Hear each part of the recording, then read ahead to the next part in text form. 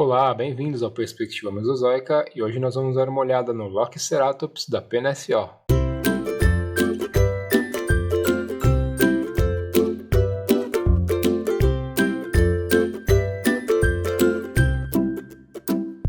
O Loxceratops foi um gênero de ceratopsídeo centrosauríneo que viveu durante o Cretáceo Superior e cujos fósseis foram encontrados em Montana, nos Estados Unidos. Ele é um dinossauro que foi descoberto bem recentemente. A publicação que descreve ele foi publicada em 2024. Dentre os ecossistemas da Laramídia, os ceratopsídeos eram um grupo bastante espalhado geograficamente e bem diverso também morfologicamente, com uma grande variedade de diferentes ornamentações craniais entre as espécies. Os ceratopsídeos eles estão separados em dois grandes grupos, Chasmosaurini e Centrosaurini, sendo que os Chasmosaurini possuem um focinho mais longo, escudo parietal mais longo e não muito ornamentado, além de grandes chifres acima dos olhos. Exemplos de animais desse grupo seriam o Triceratops e o Torosaurus, enquanto nos Centrosaurini eles possuíam um focinho mais arredondado, que a gente consegue claramente perceber aqui. Os escudos parietais também deles são mais curtos, porém bastante ornamentados, com diversos chifres, como a gente também consegue ver aqui no Loxceratops. Além de, na maioria dos casos, um chifre mais longo no nariz, que é algo que o Loxceratops não tem. Exemplos de animais desses grupos são os Styracosaurus, Sinoceratops e o próprio Loxceratops, que a gente vai dar uma olhada. Encontrar esqueletos inteiros de dinossauros é bastante raro e o Loxceratops também não foi exceção. Temos boa parte do crânio dele e um esqueleto pós-craniano incompleto. Eu achei interessante mostrar na imagem não só a reconstrução do esqueleto desse dinossauro, mas também a forma em que os ossos foram encontrados no sítio paleontológico. Nesse caso, os paleontólogos diriam que encontraram um esqueleto associado, porém desarticulado.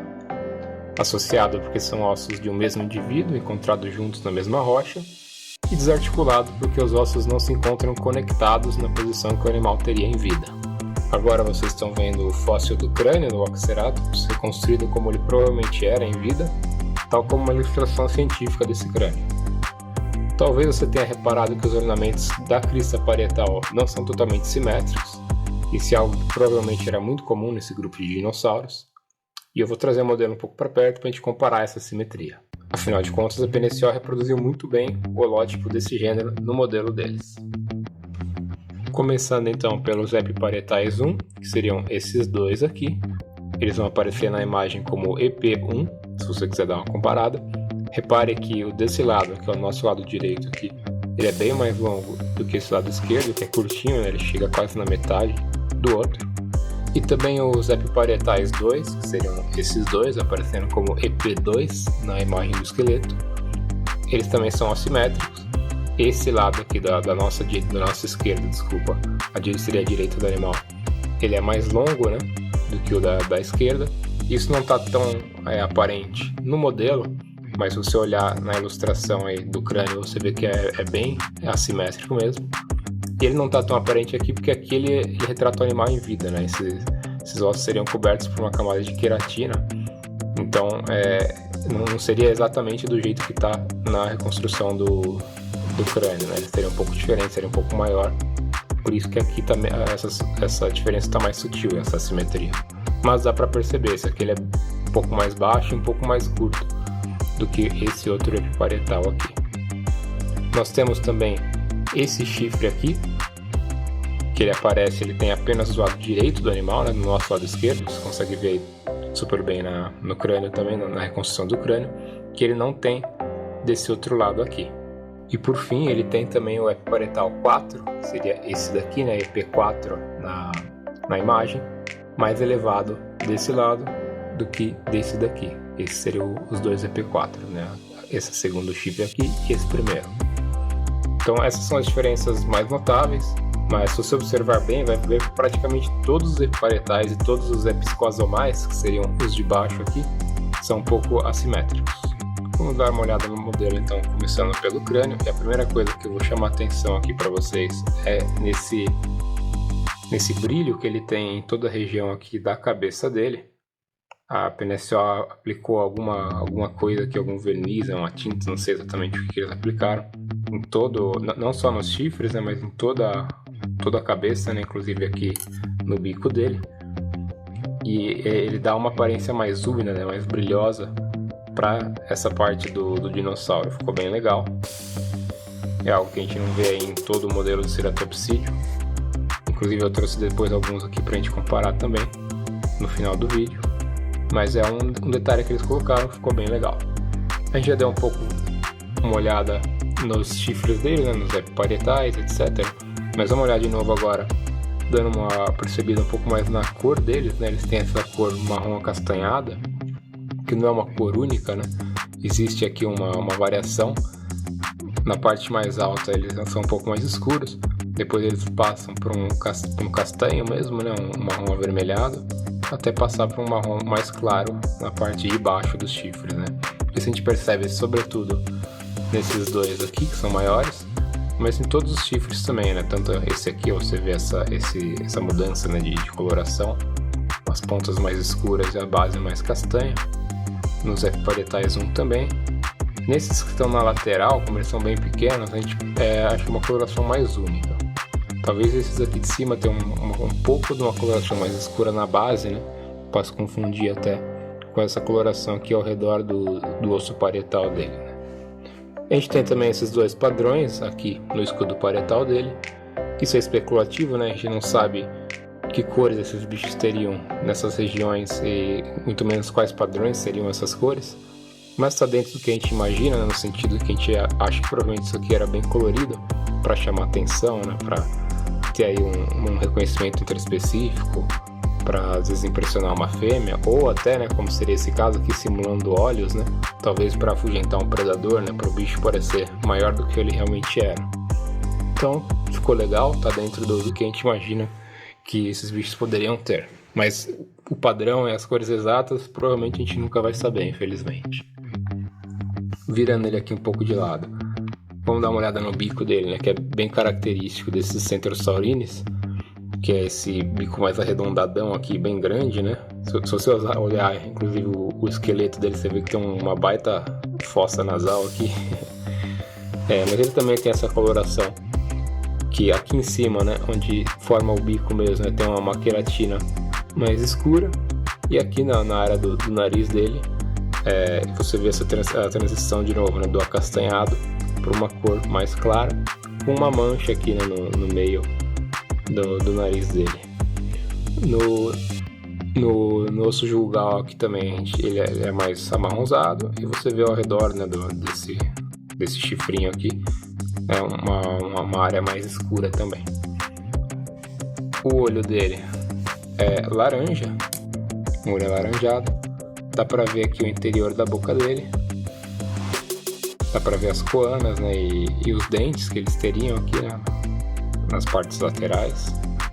Espero que esteja dando pra ver aí dentro. Ele tem uma língua também. Tudo muito bem esculpido. E aqui do outro lado, né, a gente vê os mesmos detalhes e o mesmo brilho, né? Tem só nessa parte aqui do animal, né? Aqui no maxilar esse brilho já não está tão presente, só na parte do bico mesmo e nessa parte aqui de cima, né? Onde seria o crânio dele. De resto, ele tem esse corpo típico do Ceratopsids, né? Que a gente já está cansado de ver aqui no canal. Na verdade, acho que a gente não está muito cansado de ver não, né? Acho que eu que estou cansado de ver, porque acho que esse é o segundo Ceratopsídeo que eu faço vídeo no canal. Mas ele tem aquele corpo típico de ceratopsídeo, né? Que é um corpo mais curto, com uma cauda curta, um pouquinho gordinho, né? Ele tem também o padrão de escamas que a gente consegue... Deixa eu só mudar um pouquinho aqui a câmera. Que a gente percebe naquela impressão de pele do Triceratops, né? Que ele tem umas escaminhas um pouco maiores, cercadas de escaminhas menores, né? Esse é o padrão que eles colocaram espalhando pelo corpo dele, que é um padrão de escamas que a gente descobriu do Triceratops, né? Que a gente acaba aplicando aí em outros ceratopsídeos também. Ele tem essa coloração, então, mais um azul esverdeado no corpo dele, né? Excetuando aqui essa parte da barriga e a base da cauda. Isso foi algo legal, né? Porque a PNSO ela tem muitos ceratopsídeos com aquela cor de barro, né? Que acaba não chamando muita atenção. O Loxeratops, felizmente, ele fugiu desse padrão que a PNSO estava usando, né, nos seus ceratopsídeos. Ele foi aí um respiro de ar fresco nesse sentido.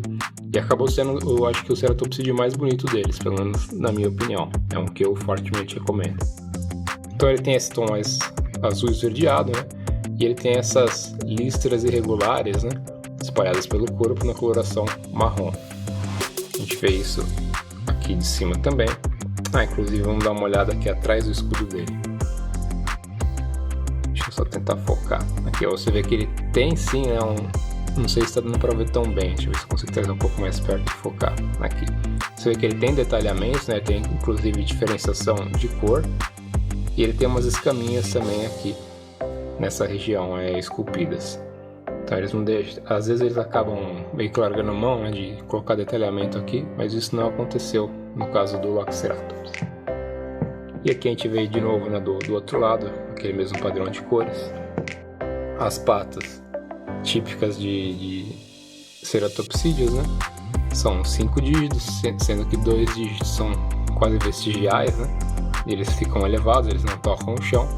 E a gente tem 3 dígitos que tocam o chão, né, que recebem o peso do animal. E esses 3 dígitos são os dígitos que têm as unhas, né, as garrinhas.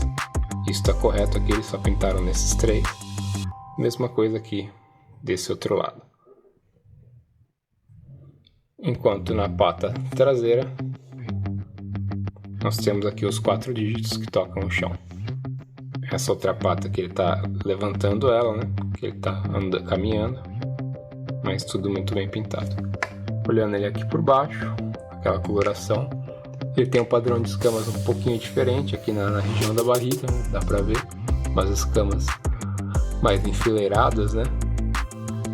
E ele tem aqui também uma cloaca.